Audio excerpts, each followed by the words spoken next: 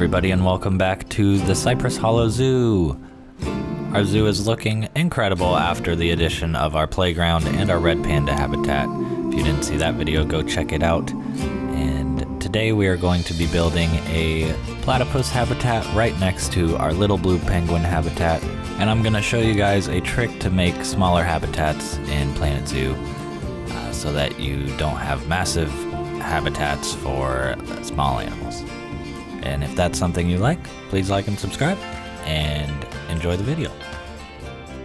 We're going to start our build off by deleting our staff path that went back to our little penguins, and we're going to lay out our boundary. And like I said in the intro, we are going to be working and trying to fit as big of a habitat in as little of a space.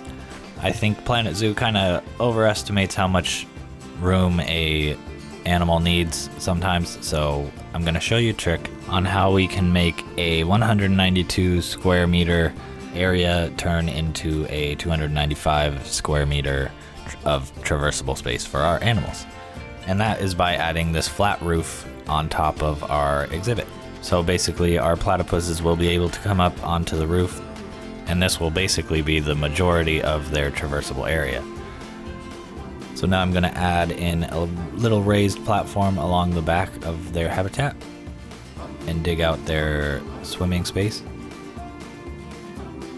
I'm going to add a ramp in the back of the habitat just so the platypuses can climb up into the roof area. And most animals that I've done this for are able to climb up 15 degrees.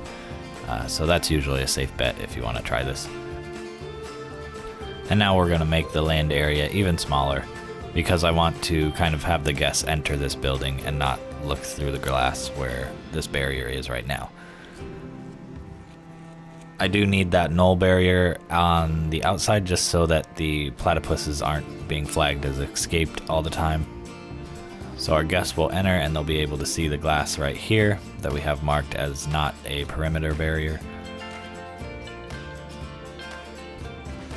And then we'll put some floor covers on just to cover the pathway and make everything look a little more cohesive. We'll move that back on the outside of the glass. So here are our platypuses. The door is in the back there. I haven't added a staff door yet, but as you can see, the platypuses are already exploring the ramp and hopefully about to go up.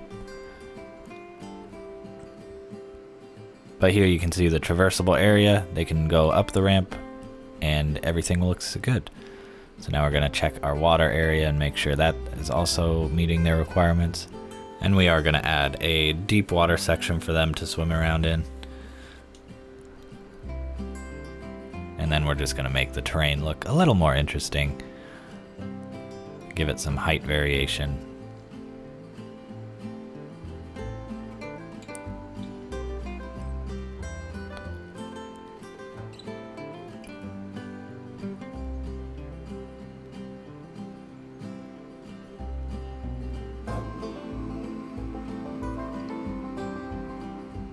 And here we can see that all of their requirements are being met.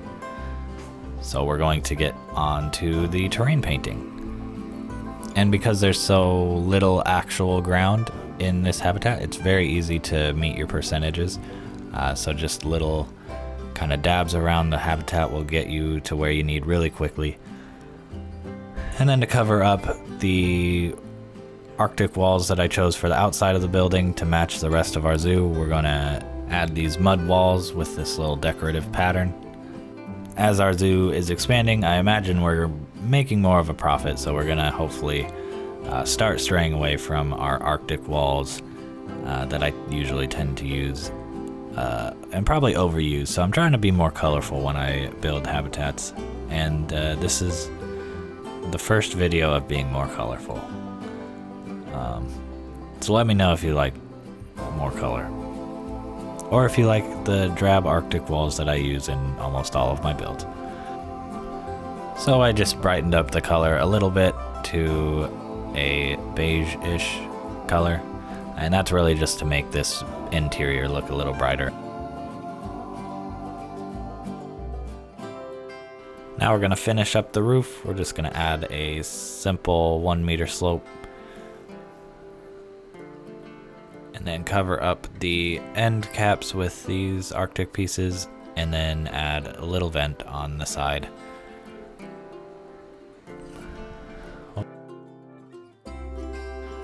And to brighten our interior even further, we're going to add plaster pieces to the roof.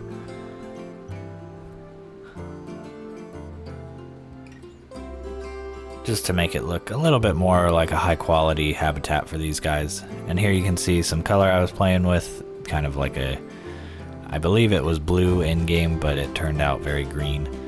So we don't end up sticking with this. I wasn't brave enough to use this color in this instance. But we are adding some kind of like show lighting, I suppose, to highlight our platypus's hill there. And here we're adding our staff door. They don't need it, but it's just for decorative purposes.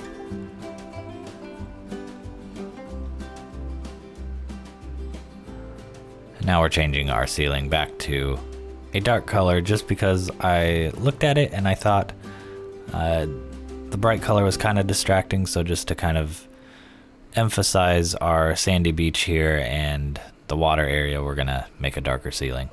And then we're gonna add a rock backsplash. And then we're gonna put in some enrichment for our platypuses.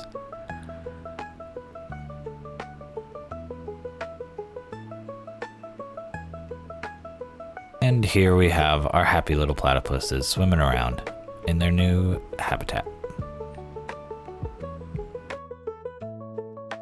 So now we'll get started on adding some vegetation to their enclosure by raising a platform up in the air, and that'll just keep the traversable area just so we can use some more interesting plants that might take away from that. And it'll just give a little more height variation also. Kind of distract from our ramp as well.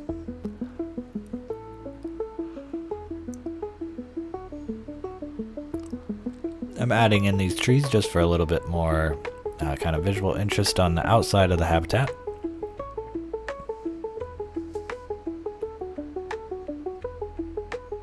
And there you can see it's coming along quite nicely. We're gonna add more of these fake trees just as maybe they'd be kind of like a bench in real life. Just to kind of set the scene of being in a forest with the platypuses. We're gonna add a hand railing in the middle here.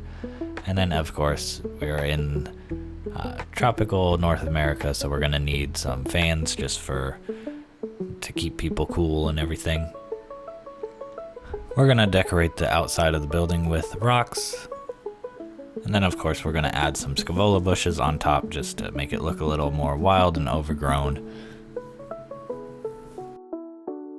Here you can see I added more trim pieces around the building just to make it a little more interesting.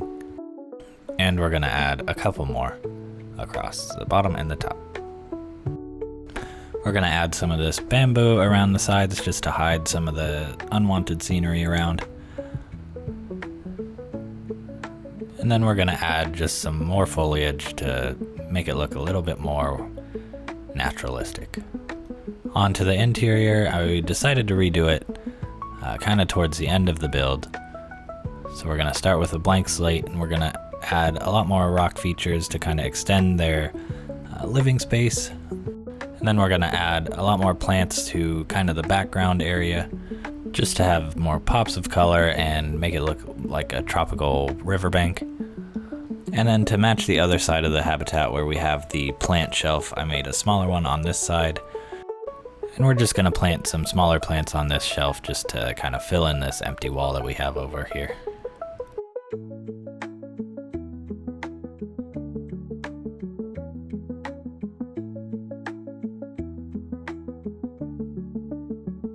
And with the interior done, it's time for the final cinematics.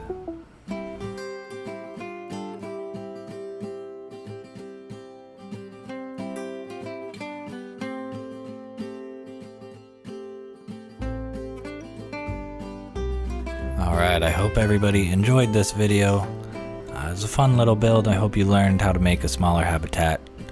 And I will see you guys next time. Next time is a big episode. I've been working very hard on this next build, so hopefully you all stick around. And I will see you next time. Goodbye.